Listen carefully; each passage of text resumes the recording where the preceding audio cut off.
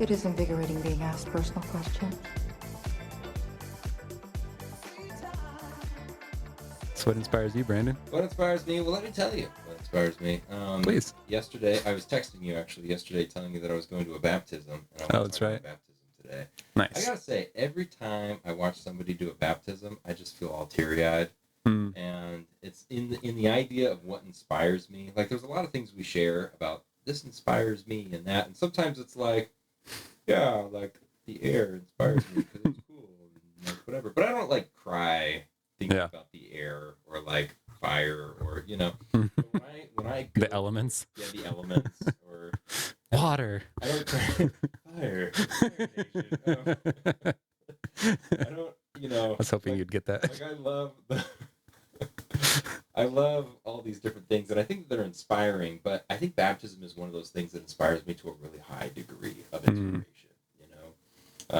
I just see those people get up there on the stage, and they're dunking under the water, and they're making these confessions of their faith and beliefs, and it's just like a new chapter of your life. Like you are Yeah. following God now, and I just want to cry and it was so awesome to see this guy that I know, and me and kind of his group of family friends, like actually all got to go up on stage, and so we all were up there like on the stage, and we are just kind of standing in a circle, like right around the giant tub, Nice. and then when they dunked him down, it just was like, oh, I just feel like I gotta cry right now. I'm trying to hold it together to on stage, and it was really awesome.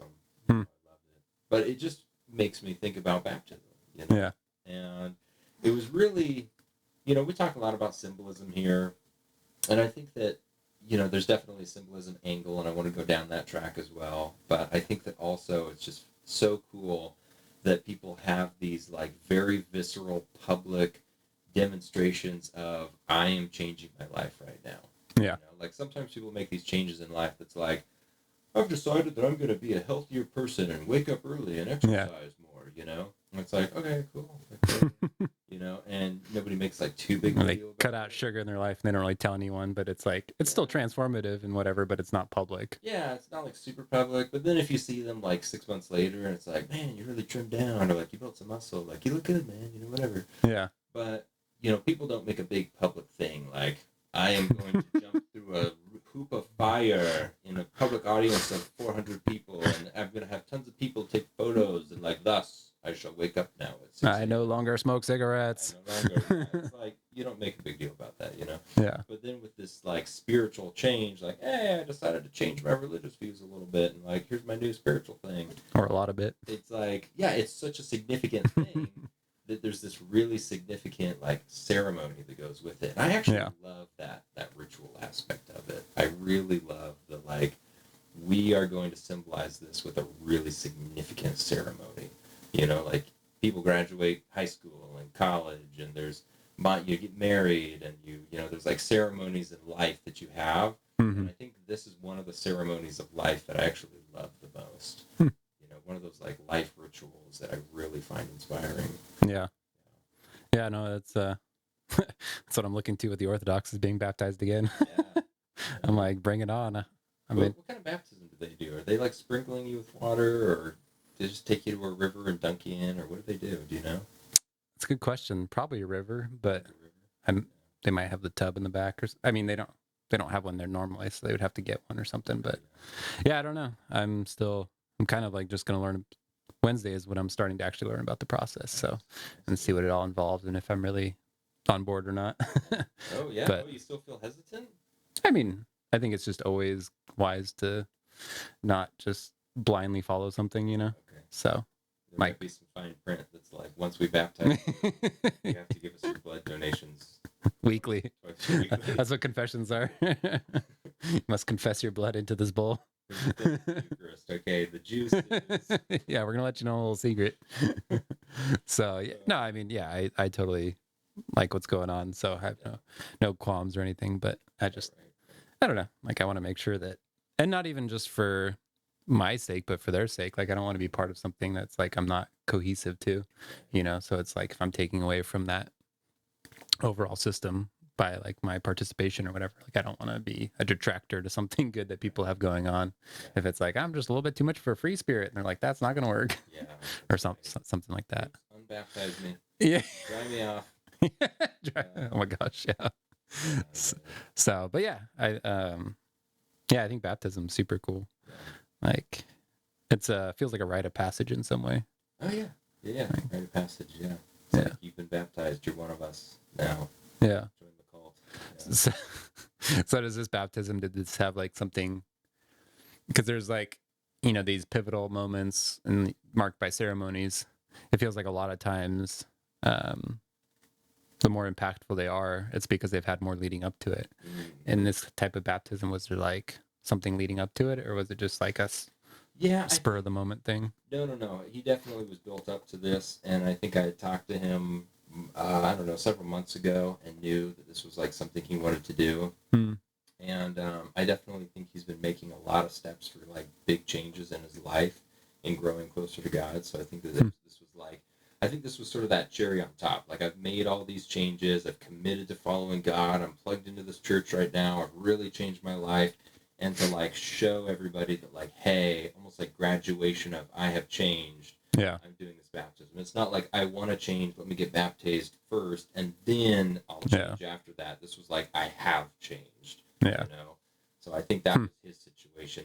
But there was an interesting thing that he brought up that I wanted to talk about with you. Please. Where when I had met with him, I don't know, maybe like 4 or 5 months ago or something, he had told me he was hesitant about doing baptism in a like dunking tank on the stage because he really felt like it was meaningful for him to get baptized in a river. Yeah. He was like, John the Baptist was like baptizing people in rivers, and I want to be like out in nature, and the river feels like the river of life. This is like the traditional. Oh man, he needs to be on the podcast. I know, right?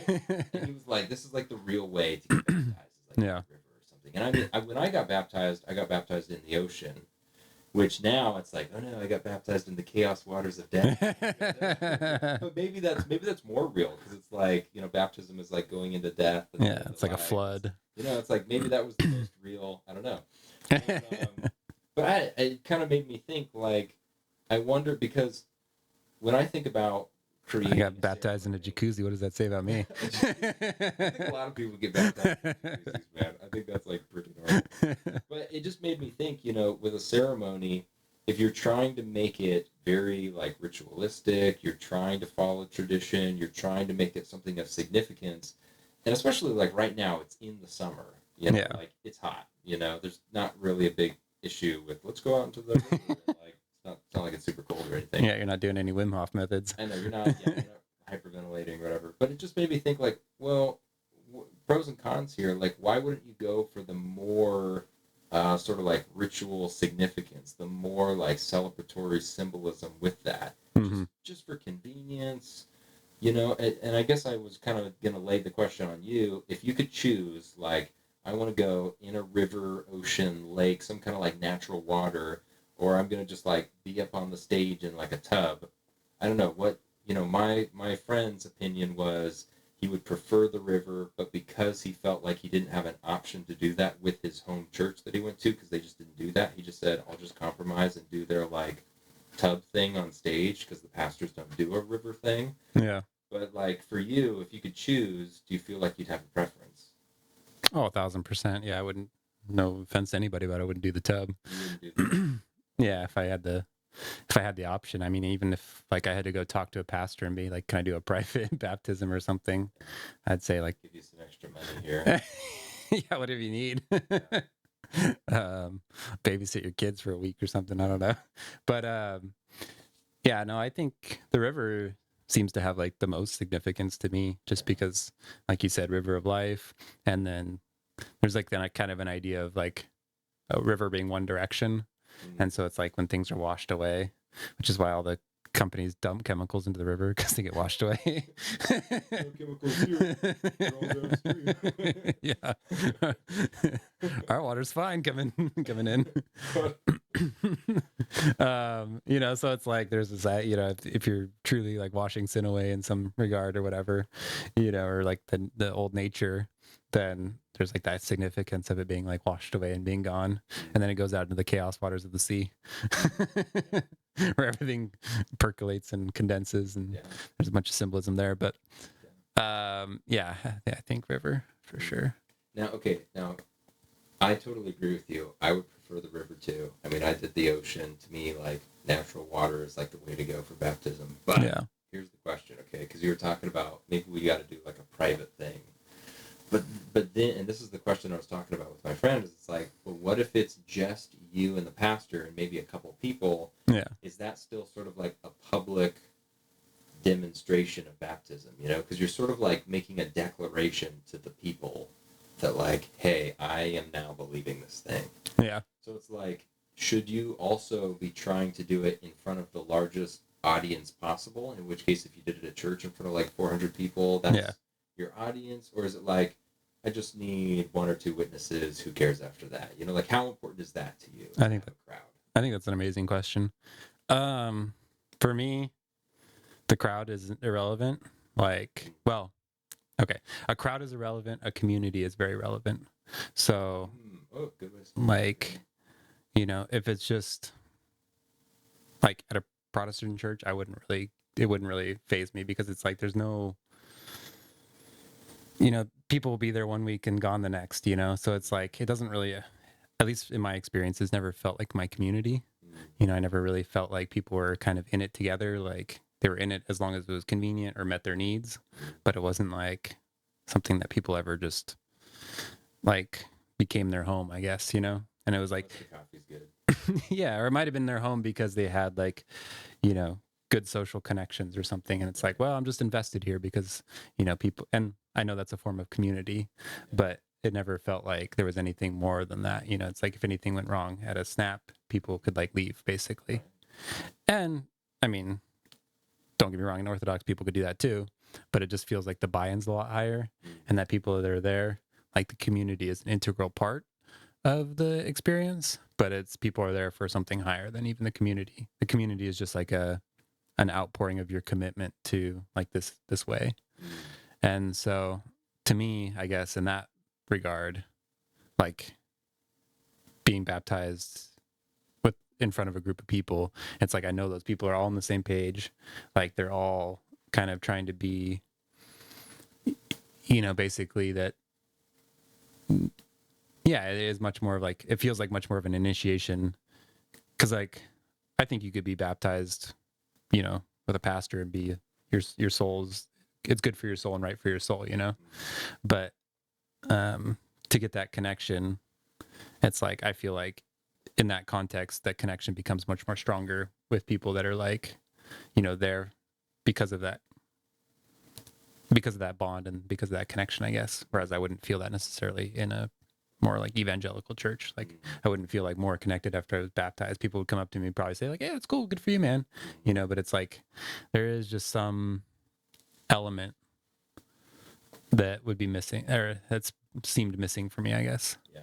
And so I feel like it's important that the people who have seen your life see this celebration of change. Because like, if you just went to a public park and there's like 1,000 people in that park and you don't know a single one of them, and they just see you and some other dude and he's like doing some weird huggy hold thing with you, he's like dunking you under, and they're like, quick, he's drowning that guy.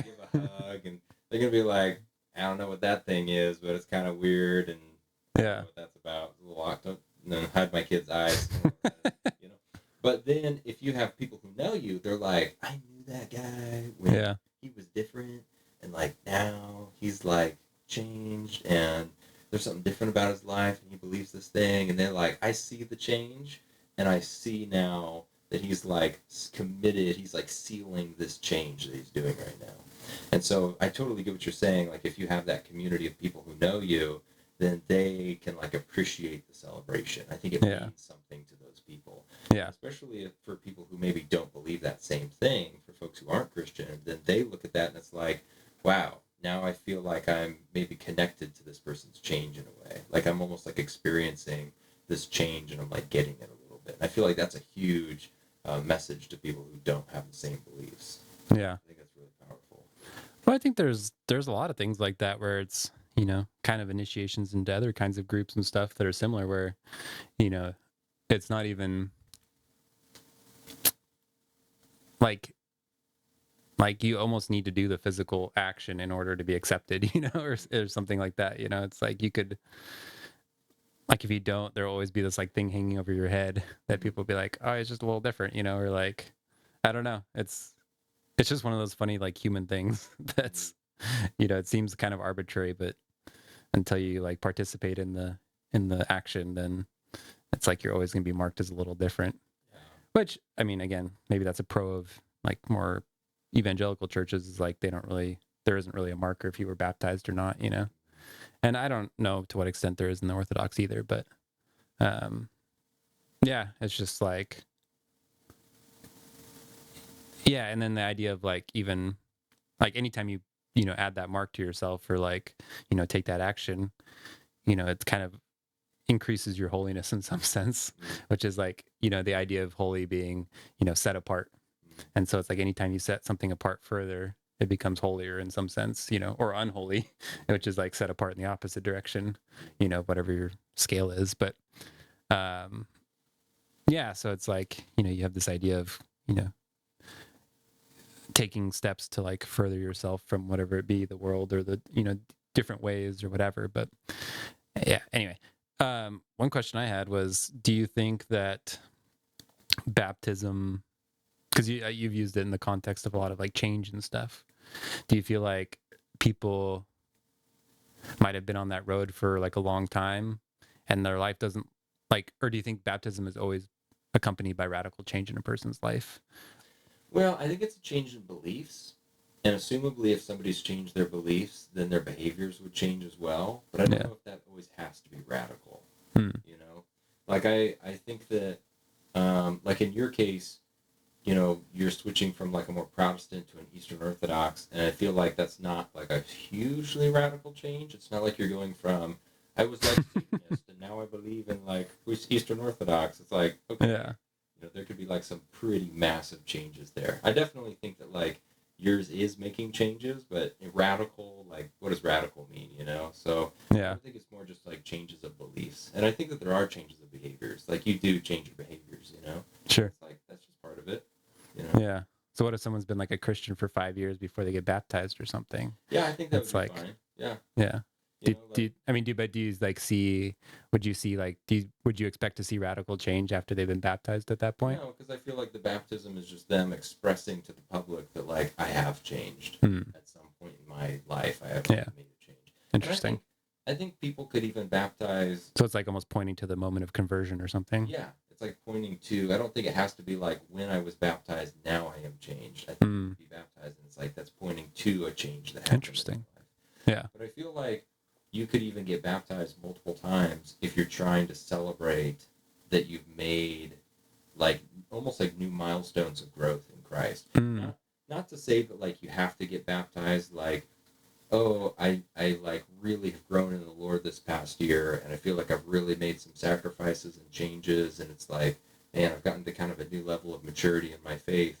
I almost want to get baptized because I feel like a new person. Yeah. That symbolism would maybe just feel like really significant to me. I think that would be awesome, but I don't think you like have to in some sense that like, oh, I've made changes. Like now I need to get baptized again. Yeah. I don't think you'd have to do that. But I think the idea of it pointing to, you know, it being the marker or like the event that points to, or being the marker, yeah, that points to the event that happened. I think that's like a really key thing because it's like, you know, it's almost like the legalism side of things. It's like, it's not the action that saves you necessarily, you know, it's the change of heart or like that, you know, that moment when you turn paths, you know, like a conversion moment or something like that. And so it's like, and like you said, it's kind of like the celebration of that or like the milestone showing that you made that choice, you know, or decided to do things differently. So yeah, I do think that's cool. Huh. Interesting. Yeah, because I always think, you know, it's like, what if someone like Jordan Peterson or something got baptized? You know, it's like, would his life like change a lot? You know, like that was kind of my impetus of asking that question. It's like, you know, he tries to be a very moral person. Like, you know, how much would his life like radically shift? You know? I feel like I definitely think that he is somebody who is in the process of changing. And I feel like when you watch his content, he's almost like externally processing the weird changes he's trying It's like I'm gonna do a series on the Bible for no reason. He's like, I'm trying to find God, but like I don't know. Like I'm trying to figure this out. I'm just gonna like explain my weird rantings in like a lecture series, and everybody's gonna love it. Like Yeah.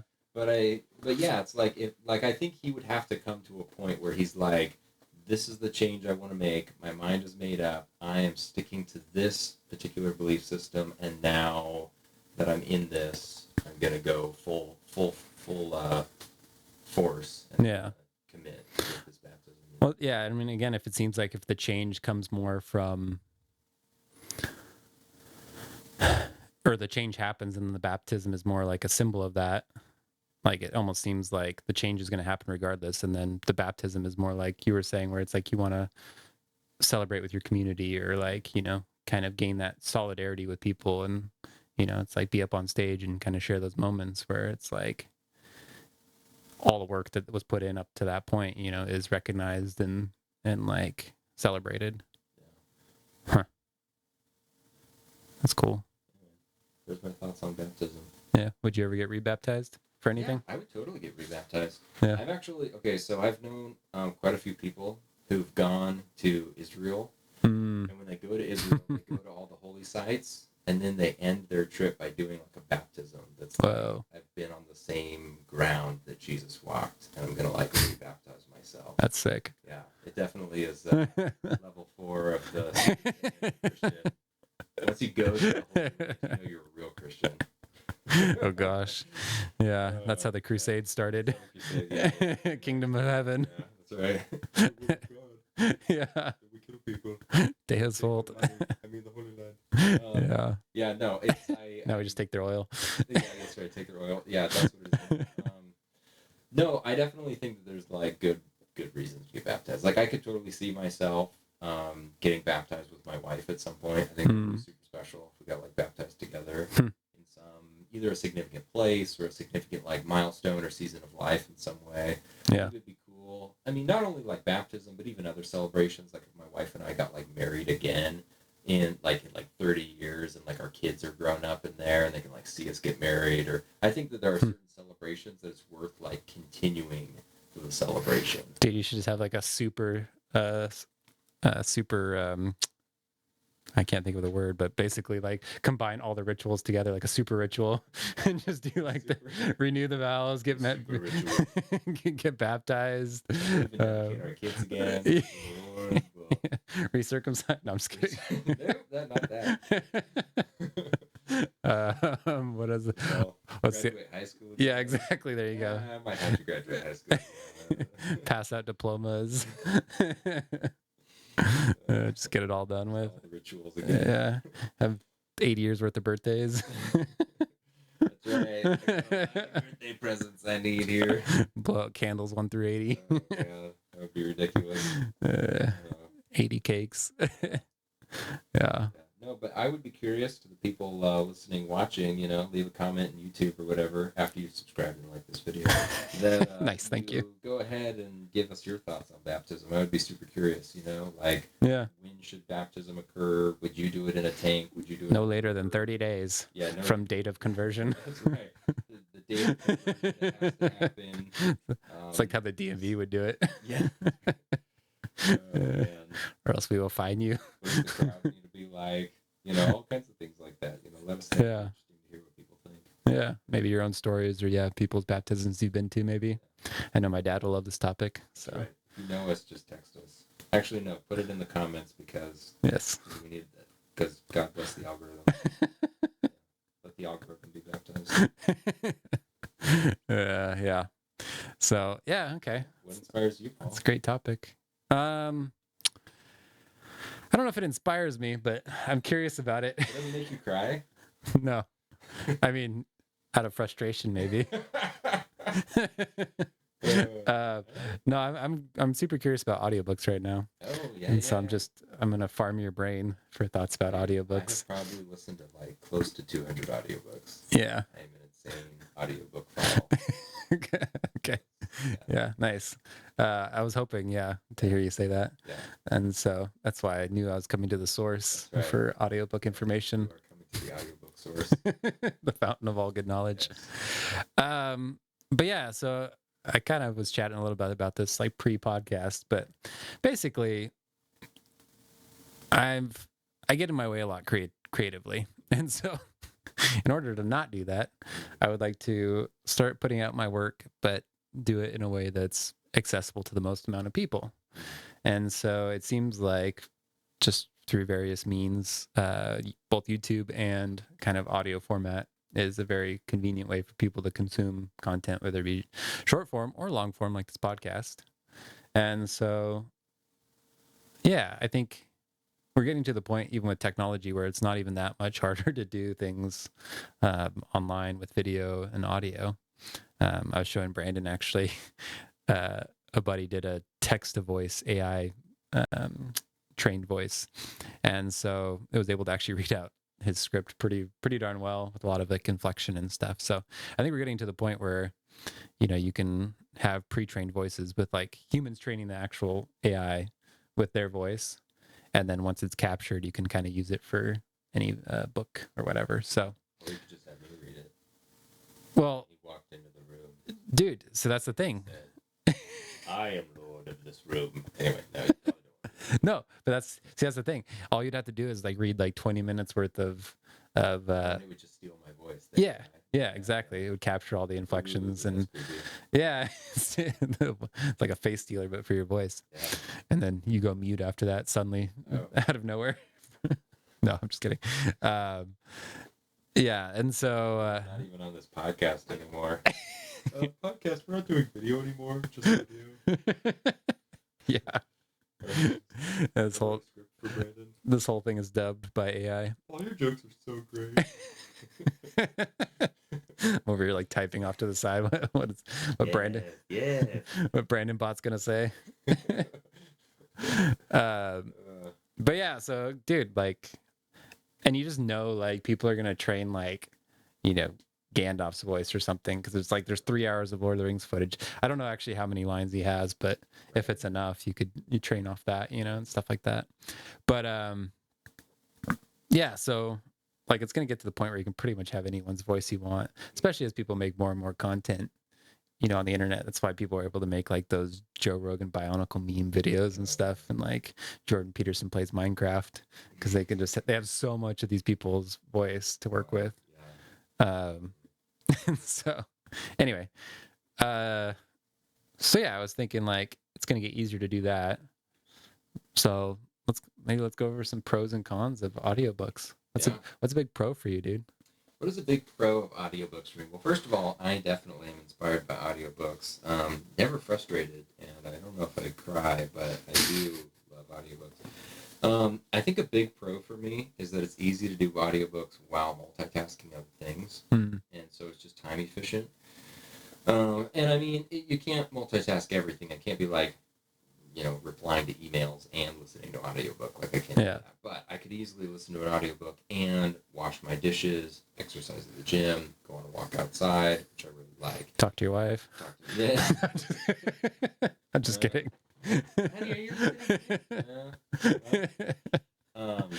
No, I think that it is nice to be able to multitask things, especially because I do not always like just doing this. Yeah. For like an hour.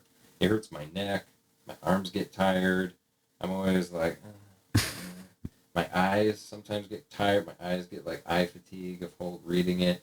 If I can just like fall asleep at night to listening to an audiobook, I just lay in bed, put my headphones on, and I can just lay there and listen to something. That's great. So to me, the convenience of being able to listen to audiobooks more readily, while driving in the car, all kinds of things, makes it a huge plus. Yeah. And has made it so that I would listen to way more books than I would read. Do you feel like you get eye fatigue or ear fatigue first? Okay, I have actually, I definitely eye fatigue. I get eye fatigue first, but I have gotten ear fatigue where I'm just tired of listening to things and I want quiet. Yeah. And where my ears actually hurt. Being pressed into. It's like painful. And it's like, ooh, man, my ears are like. Yeah. Yeah, because I'll get to the point where I'm like, I've heard so many sounds in a day that it's just like, I don't know, they all blend together. I'm like, I can't even tell what this person's saying, I'll be honest. Yeah. It's probably how like music producers get like listening to the same song like Right. 300 times in a row. Yeah. Interesting. So what percentage of your activities in a day would you say are like audiobook friendly? Well, okay. Since this, let's see. I was going to say two different things here, but I'll start with a different thing. Audiobook friendly, I would say. I would say mostly right now it's probably driving, working out at the gym, and doing dishes. I would say I probably have like 2 hours of my day that I would consider like audiobook friendly. Interesting. Yeah. Huh.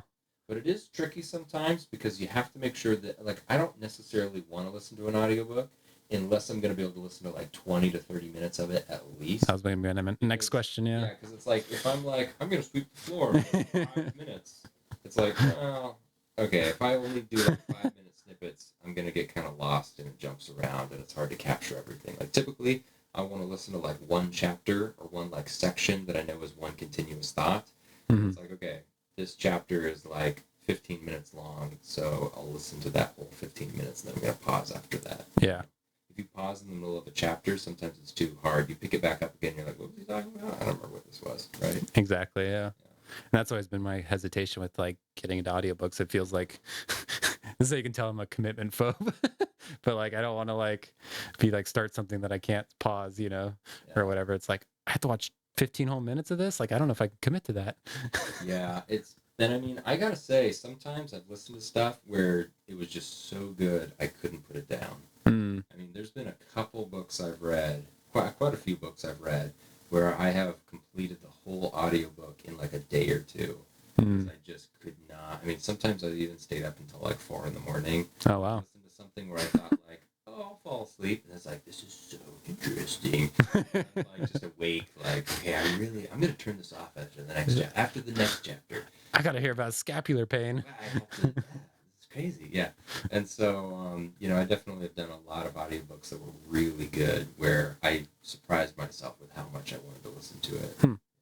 Is there any particular genre that does that more for you than others? Or I would say there were some fiction books I was reading. It was Red Rising. It was so good, and I read that right as COVID broke out, and I just, all the whole lockdown thing happened, so I had tons of free time. Yeah. And I like got halfway through the book, and there was something that changed in the story, and it was like, oh my gosh, this is so good now. And then suddenly I was like, and it was like a 20-hour book or whatever. Whoa. I listened to the whole thing. And then another one that I listened to was called The Game, which is a dating book, which I don't totally recommend, but it was kind of interesting. I remember you talking about it on the podcast, me and Matt Struven used to talk about it a lot. And now you're both married, so it worked. Yeah, totally. We must have learned something. Both of that one author, Neil Strauss, both his books, The Game and The Truth, definitely R-rated, like very adult material, but it totally hooked me. I listened to like 9 hours, the whole 9-hour book in like one sitting. Whoa. Just like, I can't turn this off right now. So good. Interesting. Yeah. Do you find you're more likely to get that feeling of immersion if there's like sound effects or like backing tracks or anything like that? I actually do like it when books have a little bit of audio, because I find that sometimes when there's just continuous talking, it becomes almost a little it's like too much busy talk. And just need drones on. Drones. Yeah, there's a good word. It drones, and you need like a pause. You need to take a breath and almost process and be like, okay. I should start taking notes, yeah. If it just continues forever, yeah, and they don't have like a pause between chapters, put in some nature sounds in between or something. Yeah, like I feel like every couple pages worth of reading there needs to be some kind of like little transition music or like a little pause or something, and I feel like it gives you a lot more endurance to like finish the book. I'll put in some ambient 432 hertz meditation music. Yeah. Do some ohms in between. Yeah, it's right. good. Deep, or just start saying like deep breath. Just remind people to breathe. Like, I've heard audiobooks, like fiction especially, where the author will be describing a scene. It'll be like, and they were out on the Sahara Desert, and the wind was howling. And it was like, yeah. and it was a hot day, and they make some like bug sound. Yeah. And it's like I feel it. And they kind of like set the stage in the first, few sentences, Mm-hmm. and then they kind of pause and like you listen to the sounds, and then it goes into like the characters, like not a big dialogue back and forth. Billy? Where did Billy go? Billy's dead. Oh, no. He's locust food. The locust eat him, and then that goes into the dialogue. Yeah. Interesting. That's cool. Yeah. Huh. I definitely think that audiobooks have advantage when it comes to describing a scene. Mm-hmm. You can add sounds to like what's happening. Yeah. And I think that that's much better. And like the narrator, it's very dependent on the narrator to create good voices. Mm-hmm. To be like, "Hey, what are you doing over there, Billy?" "I don't know, I just put a lollipop." It's like the narrator has to create different voices. Yeah. And that's their like creativity. But on the audio editing side, it's like you can create ambiance that really adds to it. Yeah. Well, and like you said, it's even more nuanced with even just spacing of things, or, where it's like a book you can't necessarily, I mean, there's some books that like mess around with prose and they do like weird sentence structures and they'll try to like flip paragraphs around and stuff, but you can't really mess around as much with a book or else it just becomes unreadable. Yeah, like a book, you've got visual things you can mess around with, like sometimes the way that something looks, but like in fiction, you don't really get that as much. In nonfiction, you get like, here, I have a diagram right here. Yeah. Or like, here's like some numbers you see, and when you see the numbers, you're like, wow, 1 million. Whereas when you hear it on an audiobook, you're just hearing a bunch of numbers riddled off, and you're like, oh, it's really hard for me to like create the picture of that in my mind and think about it. Yeah. And so just depending on what you're seeing, hearing, it can kind of change it. Like, I have realized it's really great for me to listen to anything that has a more narrative story content. Mm. But if I'm listening to a how-to book and it specifically gives you a lot of steps, step 1, go do this. Step 2, go do this. It's like, wait, if I'm not writing these down, like, I need to see these. Wait, I need the ebook. I can't do this audiobook right now. Yeah. And then it doesn't work for me. Huh. Yeah. So if you're reading, okay, so let's take fiction as the example. If you're listening to fiction, I'm guessing you're creating like an image in your mind, right? Or something, or like some sort of mental picture of it. Yeah. If you're reading fiction, does the words and do like the pages kind of like take away from that narrative thing at all? Yeah. Okay, this is weird. I don't know if other people get this, but if I am reading visually and I'm reading off of a page, this frequently happens to me where I'll be reading and I'll get to the bottom of suddenly the page. black out. Yeah, I just feel like I blacked out. I just feel interesting. Like, I was like off in La La Land in my brain, and even though my eyes were moving along this page, I don't even remember what I was reading. Dang it, I gotta go back. Put you in like a trance. Yeah, I just went to a weird place where it's like, oh darn, where was I? Where's the last thing I remember? Where am I? I know. And like I get that weird like internal cognitive like wandering and distraction more with paperback books than I do with audiobooks. Was that something that has always happened to you? It's always happened to me as long as I can remember. It's like very hard for me to stay focused on like the visual paper. I want to like listen to it. Yeah. Did you grow up with your mom reading to you? Yeah, I did. Yeah. the original audiobook. The original audiobook was my mom's voice. Yeah.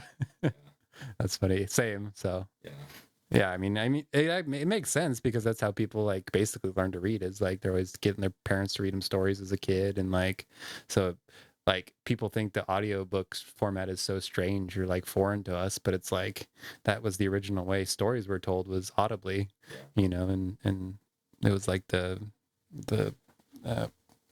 verbal tradition for a reason, so or oral tradition. But yeah, so interesting. So people might even be like more, I don't want to say like evolutionary, but like culturally adapted to even just hearing stories. It's like it's kind of baked in. Yeah, I think that it is really normal. I mean, not only from how you were nurtured at an early age with parenting, reading you books, but I think also people really enjoy, especially if they have a good voice, it's really enjoyable to listen to a good voice. Yeah. Whereas, like, the letters kind of just look the same no matter who wrote it. It's like, that looks like a Romans New Times font, whatever it is. Ooh, they use sands. How brave. Oh, font, ooh, whatever. Yeah. I'm like, oh, that really makes me enjoy this book. But it's like if Morgan Freeman reads you, or like I was listening to, The Hobbit read by Andy Serkis, who did Gollum, and it was just like every second of it was just like, ooh, it's just like so yummy. Yeah. I was talking to a girl in Santa Barbara, and she was like, I asked her what she would. I'm like, you reading any books or whatever? She's like, I've got an audio book. I was like, oh, that's interesting. Which one? She's like, The Fellowship of the Ring, narrated by Andy Serkis. I'm like, that's just not any book. Oh wow, you're amazing.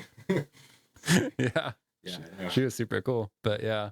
Yeah, no, I know, yeah, Andy Serkis. I mean, he's got an amazing voice. So you listen to him, and it's like this is totally different from listening to somebody who's maybe not a very good narrator. Yeah.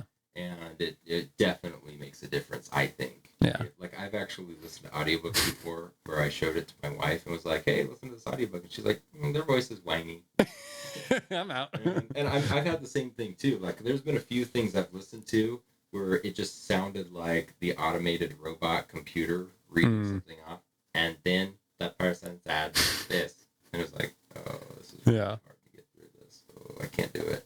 Interesting. So, like, yeah, I think that's an interesting thing to touch on is like kind of quality. Do you feel like there's a certain cutoff or threshold for you? Like, what's your no-fly zone? No-fly zone. Okay, so I would say there's a few other factors with the no-fly zone. One, if it's a really short audiobook, I might just bear with it and be like, this narration sucks, but it's not that long, so whatever, I'll just suck it up. Okay, because I don't think I would do that. Yeah, and the other thing is, what is the work about? Like, if it's a nonfiction, I feel like I'm more willing to listen to bad narration. But if it is fiction, I feel like the bad narration ruins the story for me, and I don't want the story to be ruined by a bad narrator. So I will turn it off if it's a good, especially if it's a story I really care about. Somebody was reading me Lord of the Rings and their voice sucked. I would just be like, I can't. No, don't ruin Lord of the Rings for me.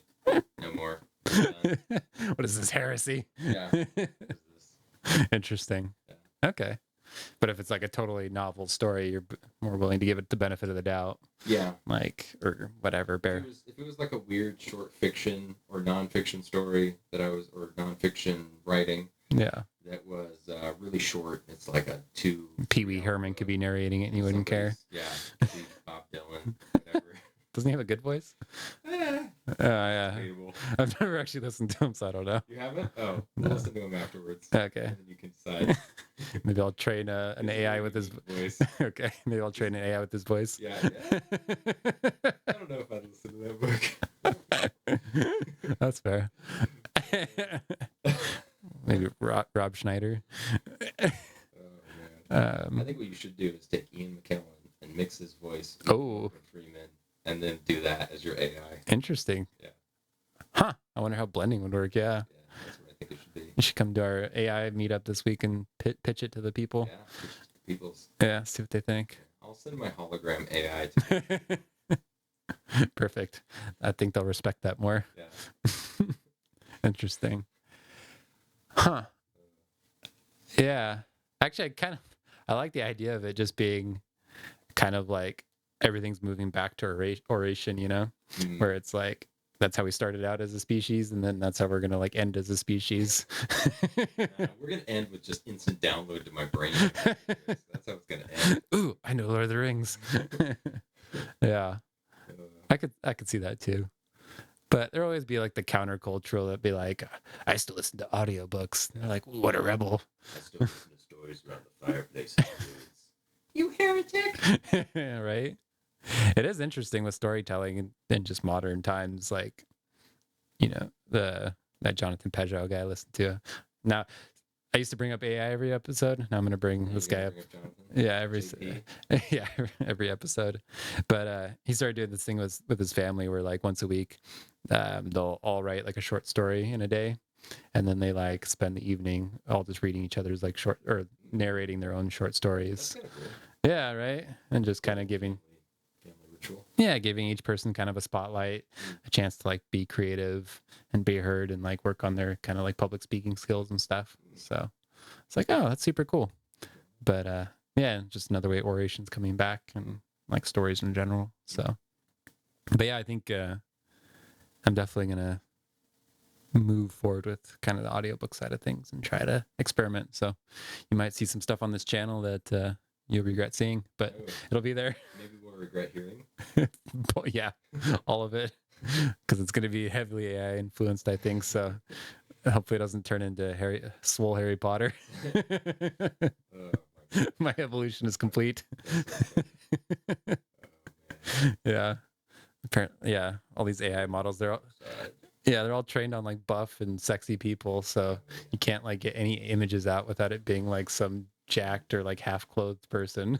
Right. Yeah. So I just want a nice character.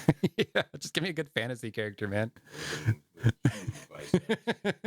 Yeah, dude, you can like I was messing around with some stuff and it's like there's even negative prompts that you can use for a lot of the image generation, you know. So you'll put like woman in their like, you know, face or whatever, and you're like, I want a picture of like a campfire in a forest, and it's like campfire in a forest with a hot woman next to it. And it's like, I put that in my negative prompt. Like I can't get rid of these things. And so like, people are just like putting way too much data into the wrong areas. Wow, that's crazy. Yeah. And so I know. So please stop doing that, people. Yeah. Give us like put more good training images in there. Yeah. And so yeah. But yeah, so we'll see. I don't know if I'm going to make a separate channel or whatever to kind of post that all too, but I feel like we should just keep dumping stuff on this channel. Dump stuff on the same people. Yeah. Yeah. Whatever. It'll turn into our creative hub. They can share the load. Yeah. So anyway, that's what inspired me kind of. Yeah, audiobooks are very inspiring. Yeah. Yeah, so you have to give me tips as I'm doing it and just tell me. Hold on, I've got a question for you. Have you listened to very many audiobooks? Because I already said that I've listened to like a few hundred or whatever. Yeah. I mean, have you really spent time trying to listen to audiobooks? Yeah, that's where the frustration comes in. Okay, all right. And so I don't know when to listen to them, to be honest. You don't know Like, when? yeah, because I'm usually like, yeah, maybe. I've been listening to them as I go to bed, and I only get like 5 minutes through one before I'm sleeping. Yeah. So, like, it doesn't seem like a great way to, like, it's a great substitute for melatonin, but it's not necessarily like a great way to consume content in so far. Yeah. Yeah, you've got to just find a gap of time and then be like, I'm going to like schedule this like audiobook time, and you're just going to go sit by the lake, go on a walk. Yeah. You just got to go do something for like an hour and listen to your audiobook, or like chores. I love listening to them during chores. Yeah. But that's when I'll usually put on a podcast. So it's like, Oh yeah, podcasts and audiobooks are interchangeable time. yeah. Like, yeah. Yeah, but I'd always like default to the podcast probably just because it's like I like the conversation, and as far as like a narrative, like I already have a hard time finding good fiction books, so it's like for me it's hard to also find a good audiobook because it's like you're a niche of a niche almost. I would find something you already know and just experience it in a new medium. That's a good point. Yeah. Yeah. Like I've read Lord of the Rings several times, but I'd never listened to Lord of the Rings until like 2 years ago. Oh, okay. I was like, oh, this is so great listening to it, you know? Yeah. Yeah, and like growing up, we always did a lot of books on tape and stuff too. And it doesn't seem like they ever stuck out to me necessarily, but Like I listened to Harry Potter 3 years ago on audiobook, and that was fantastic. Lord of the Rings was fantastic. That's cool. I think one of my favorite audiobooks that I've listened to of all time, and this is a nonfiction, was Four Loves by C.S. Lewis. It's about 3 hours long, but the reason why it's so amazing is that C.S. Lewis narrates it himself. And it's the only book he narrates. That's cool. And so you listen, and he sounds like Sean Connery. Or Sean Connery sounds like him. But if you listen to him, it's so soothing. I just thought it was fascinating just to hear, like, I don't even care what he's saying. It was like, this is C.S. Lewis's voice. Just like, this feels so like magical to me right now. And I love listening to that. Yeah, that is cool. Yeah, no, I'm scared to, if I had ever had to narrate my own stuff, I don't think I have to take some acting classes or do something to up my game, because I don't really have good alliteration or whatever, enunciation, but anyway, that's where AI will save the day. It'll be your auto-tune. I'd just put enough effects on it and you can't even tell it's me. It just sounds like it's some blend my voice with Earl James Jones. Yeah. Or just makes it sound like I'm in the witness protection commercials, where it's like, I didn't know I was a hardened criminal until yesterday. It's like, whatever. Oh, but this morning was good, and then I sold trash. Yeah, just a normal day. So yeah, we'll see what happens with it. I always get super inspired and then burn out, but I think I'm honing in at least with each failed attempt on where I want to be and what I want to create. So yeah. All right, people, let you be baptized in the audio. Baptism. Thou has been dunked. Dunk. Baptism of our audio. Until next time. Until next time.